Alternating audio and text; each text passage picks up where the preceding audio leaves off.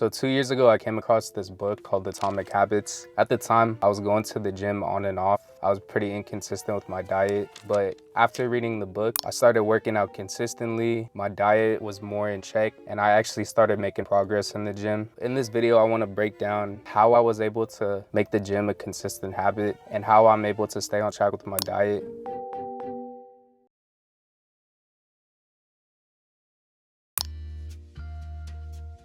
Have you guys had that moment where you're scrolling on your feed and you come across some fitness influencer who's pretty ripped? If I'm a guy that's new to the gym, say I'm skinny fat, seeing something like this, for some people it can motivate them, but for other people, all they're gonna be thinking is, I'm not anywhere near that right now, why even try? I used to have this mindset. I would set an expectation of the type of body I wanted. I'd always feel discouraged because progress is very slow, so when I didn't see progress, I just felt like giving up.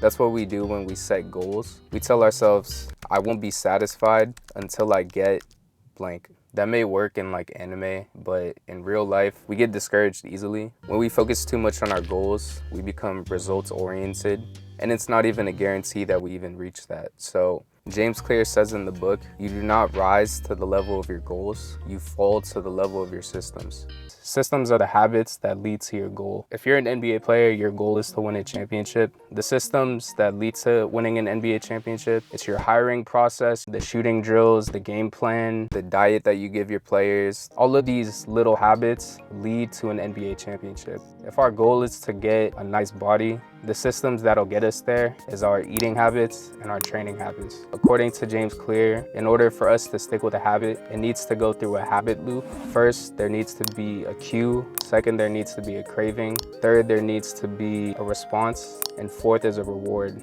Any habit that you perform goes through this loop, whether good or bad. Now I'm gonna show you guys how to create habit loops that make working out and dieting much easier. Enjoying yourself? Like and subscribe.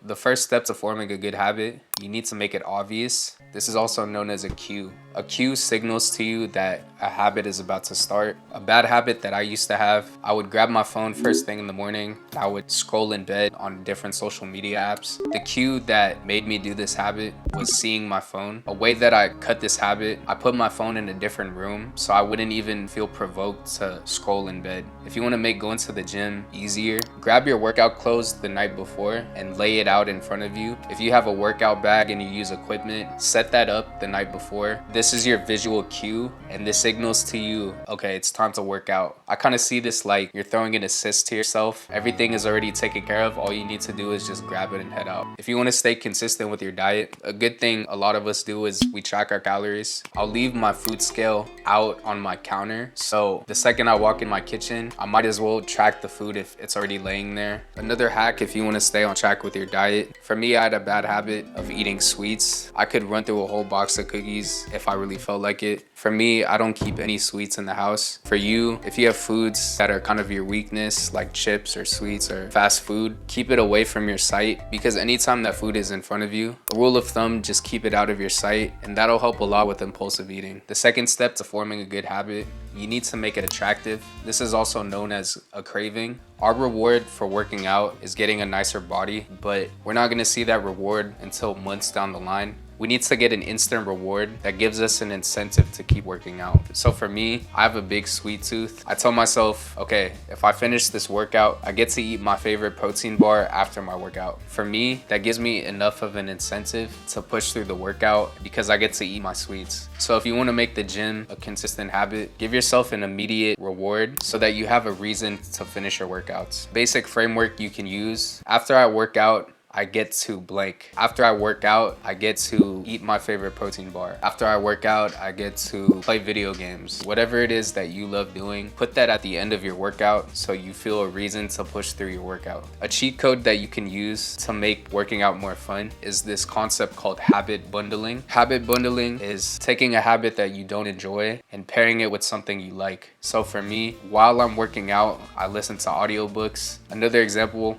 I don't like doing cardio. I do an hour of the treadmill every single day. What makes it a lot easier for me is watching anime while I'm doing my cardio. This makes the time fly by pretty fast. I'm more focused on the episodes than the actual cardio. Take activities that you like, whether it's podcasts, watching shows. You're gonna be more focused on the media you're consuming. Working out's gonna become a lot easier. The third rule for establishing a good habit, you need to make it easy. For me, before I got a home gym, I used to spend 2 hours a day commuting to the gym. On days when I had a lot of homework, I would miss the gym because I didn't feel like doing a 2-hour commute. If we wanna make the gym an easier habit, we need to reduce the friction of actually just getting to the gym. The way I solved this, I saved up a lot of money and I invested in a home gym. So now I literally just gotta walk downstairs. For a lot of us, we don't have the luxury of having a home gym. A thing you can do instead, do some research, find gyms that are near your area. See if you can commit to making that commute. If commuting to the gym is difficult and it's unsustainable for you, consider adapting a training routine that you can do at your house. There's 2 options that I would take.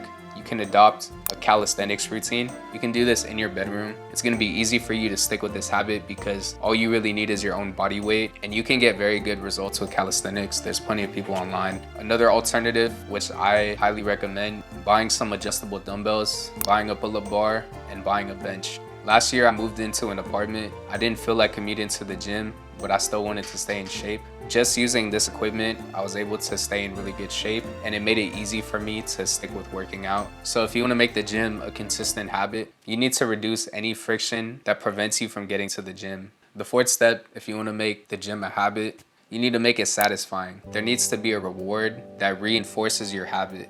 You're essentially giving a cue to yourself. If you do this, then this will happen. Like I said, pick food or pick activities that you like and give yourself that reward at the end of your workout. This shifts your mindset. You're not gonna be thinking about, oh, I'm working out to get a better body. You're gonna be thinking, oh, I'm working out to get the protein bar after I work out. So I get to watch my favorite show after I work out. Give yourself that reward. It gives you an incentive to repeat this action. Now that you guys know how to build habits, let me show you guys some systems that I use. Just pause if you need to, but literally steal these. These have made working out and dieting so much easier.